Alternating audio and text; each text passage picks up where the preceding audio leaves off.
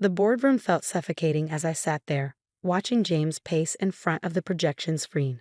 His expensive suit and perfectly coiffed hair screamed success, while his smirk spoke volumes about how he viewed me, the grieving widow who needed to be managed.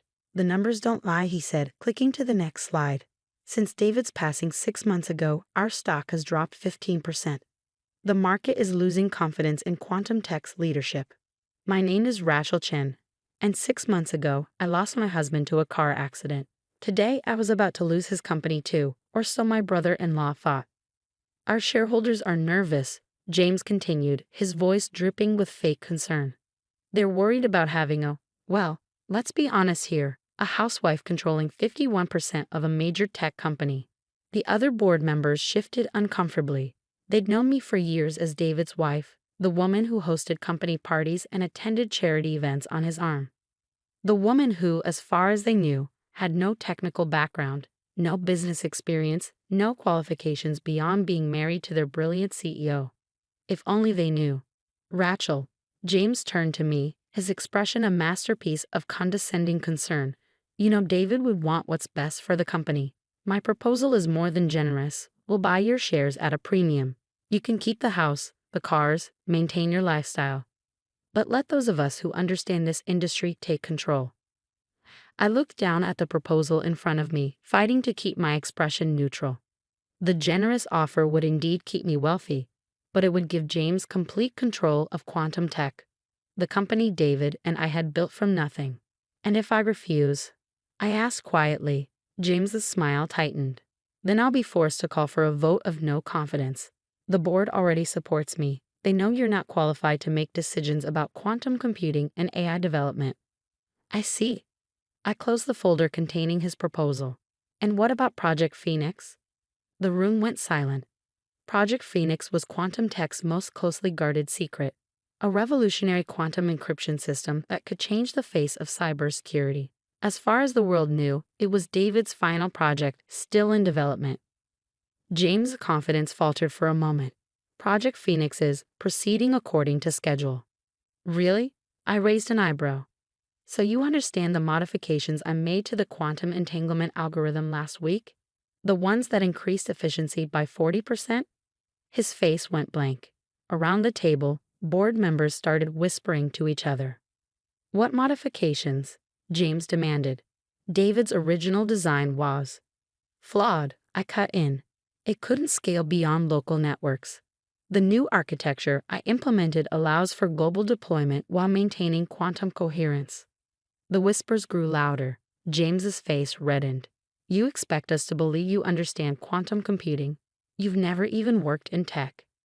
I smiled, thinking about the past 5 years, about the late nights working alongside David, developing algorithms, solving problems that had stumped the industry's best minds, about our decision to keep my involvement secret, knowing how the tech world would react to a female Asian developer, especially one married to the CEO.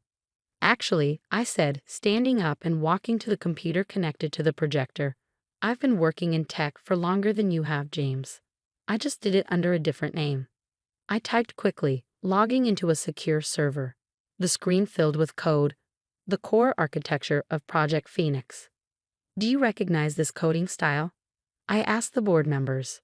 "It's remarkably similar to the work of R.C. Wang, isn't it?" The effect was immediate.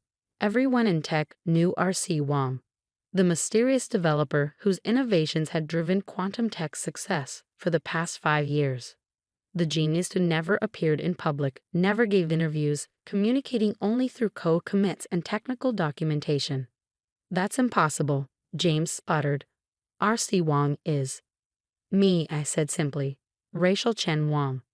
David and I decided early on that my work would be judged more fairly if people didn't know I was his wife. So we created a persona, the reclusive genius who just happened to collaborate brilliantly with Quantum Tech's CEO." I pulled up more files, years of development logs, emails between David and me discussing technical details, video recordings of us working late in our home office. "David wasn't just my husband," I continued, my voice soft but firm. "He was my partner in every sense. We built this company together.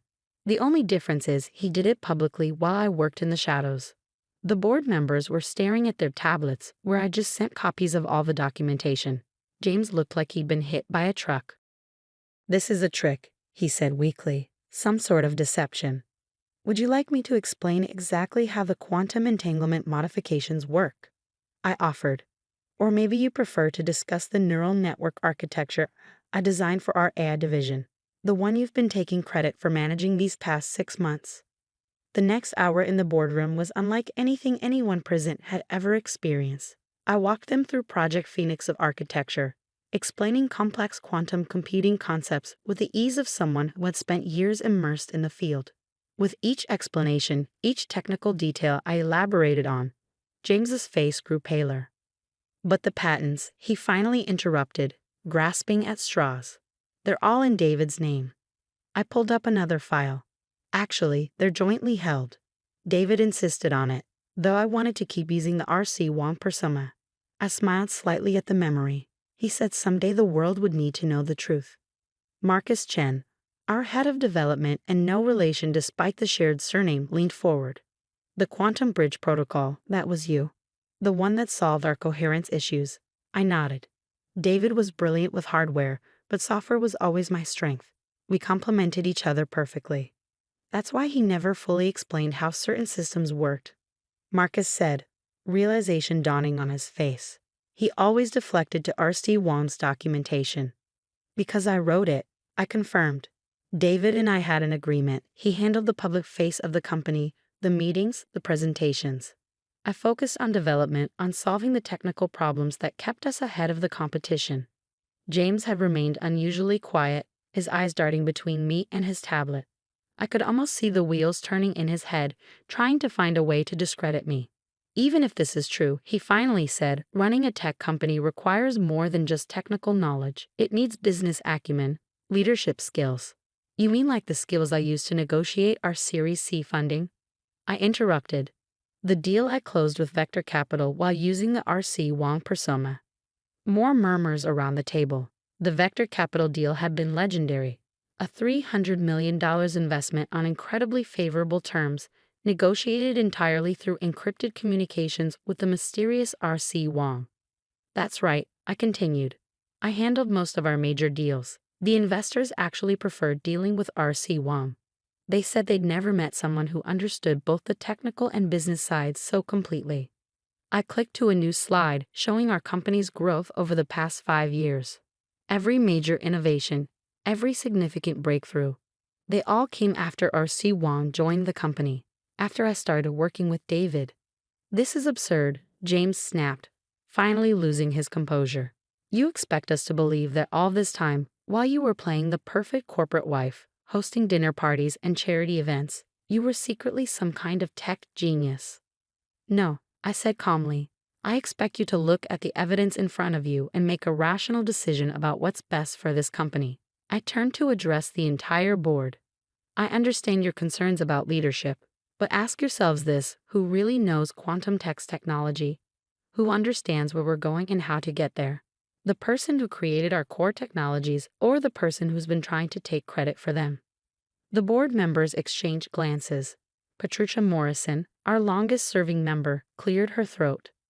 "Mrs. Chen, Rachel, why reveal this now? Why not continue as R.C. Wong?" I thought about David, about our late-night conversations about the future, because David was right. The world needs to know that innovation doesn't look like what they expect. That breakthrough ideas can come from anyone, regardless of their gender, their background, or whether they fit the tech industry's preconceptions. I pulled up one final document, the last email David had sent me just hours before the accident. "My brilliant Rachel, if anything ever happens to me, don't let them push you into the shadows. Show them who you really are. Show them what we built together." "All my love, David. I spent 5 years hiding who I am," I said quietly. "I won't do it anymore. This company needs leadership that understands both its technology and its potential. I am that leader, whether you choose to accept it or not." James stood up abruptly.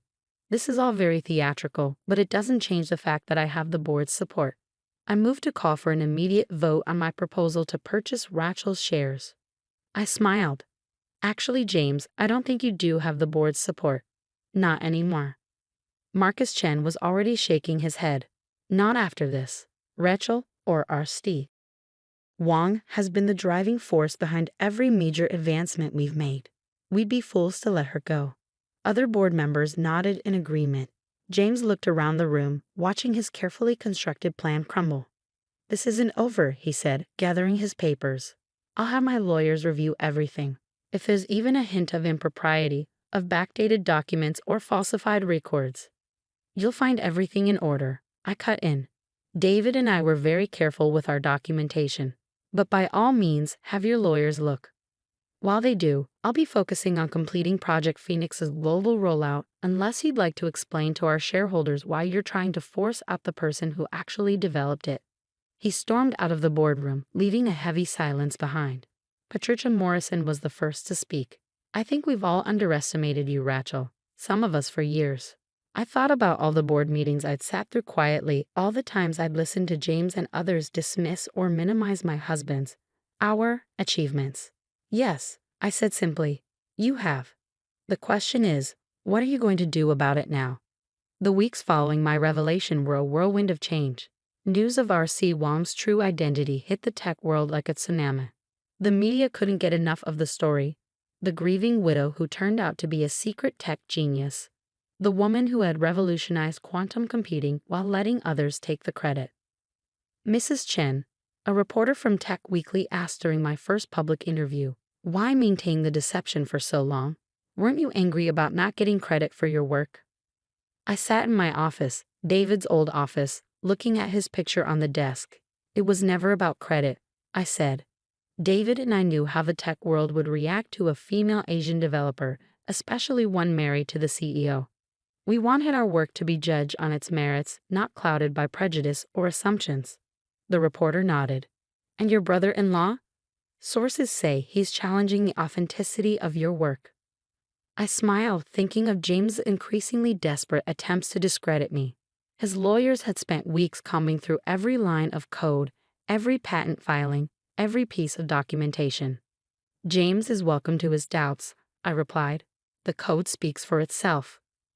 What I didn't mention was the email I'd received that morning from James's lawyers, quietly withdrawing their challenges. They'd found nothing, because there was nothing to find. Every innovation, every breakthrough had been meticulously documented, jointly credited to David and me from the start. The real surprise came a week later, when I arrived at the office to find Marcus Chen waiting with an unusual request. "The development team wants you to do a code review," he said, looking slightly embarrassed. "In person. They've been working with R.C. Wang's documentation for years, but now they want to learn directly from you." I spent the afternoon in the development lab, surrounded by engineers who had once seen me only as the CEO's wife. Their respect wasn't grudging or forced. It was earned, line of code by line of code, as I walked them through the systems I'd designed. "It all makes sense now," one young developer said. "The elegant solutions, the innovative approaches, they had your signature all along. We just didn't know to look for it." That evening, as I was preparing to leave, Patricia Morrison appeared in my doorway. "The board has been discussing the future of quantum tech," she said without preamble. "We'd like to make your position as CEO permanent." I looked up from my computer, where I'd been reviewing the latest Project Phoenix tests, and James has resigned from the board, effective immediately. She smiled slightly. "His last attempt to challenge your work backfired rather spectacularly. Turns out several of his own innovations were actually based on incomplete copies of your prototypes." I wasn't surprised. James had always been better at taking credit than creating something original. "There's something else," Patricia continued. "We've had inquiries from several major tech companies about potential collaborations. It seems R.C. Wang's reputation carries even more weight now that people know the full story." I thought about David, about our dreams for quantum tech. "What kinds of collaborations?" "Google wants to discuss quantum-enhanced machine learning. Microsoft is interested in integrating Project Phoenix into their cloud security. And SpaceX," she paused for effect, "wants to talk about quantum communications for their Mars mission." I looked at David's picture again, remembering our late-night conversations about the future of technology. He had always pushed me to think bigger, to see beyond current limitations. "Schedule the meetings," I said. "But make it clear, I'll be representing quantum tech as myself." No more shadows, no more hiding. The next month was a blur of meetings, presentations, and negotiations. I spoke at tech conferences, did interviews with major publications, and began mentoring programs for young women in STEM. The story of R.C. Wong became a rallying cry for change in the tech industry. James, meanwhile, had disappeared from public view. The last I heard, he was trying to start his own tech company, but investors were wary. It turned out his reputation for taking credit for others' work had spread. 1 year to the day after my revelation in the boardroom, I stood on stage at the World Technology Summit, preparing to unveil Project Phoenix's global launch. The audience was packed with industry leaders, investors, and media. Quantum computing isn't just about processing power. I began looking out at the sea of faces. It's about seeing possibilities others miss, about having the courage to pursue solutions that seem impossible. I clicked to the first slide, a picture of David and me in our garage where we'd built our first quantum prototype. This is where quantum tech really began, I continued. Not in a fancy lab or corporate office, but in a garage where two people dared to dream big. One of those people worked in the spotlight while the other stayed in the shadows. Today, we're bringing those innovations into the light. The presentation was a triumph. Project Phoenix's capabilities exceeded even the most optimistic predictions. Our stock price soared, and more importantly, we were changing the face of cybersecurity forever. After the presentation, as I was gathering my things, I found a note that had been slipped into my bag. It was from James. Rachel, I was wrong. About everything. I'm sorry. James. I folded the note and put it away. His apology meant little now, but at least he had finally seen the truth, that innovation doesn't care about gender, background, or appearances. It cares about brilliance, determination, and the courage to stand in the light. That evening, I sat in my home office, surrounded by the computers and equipment where David and I had spent so many happy hours working together. On my screen was the code for our next big project, a quantum AI system that could revolutionize medical research. You were right, David, I whispered to his picture. The world did need to know the truth. And now they do. I began to type, my fingers flying over the keyboard as new ideas flowed. But this time, I wasn't hiding behind a pseudonym or working in the shadows. I was Rachel Chen, CEO of Quantum Tech, writing code that would change the world. And I was finally completely myself.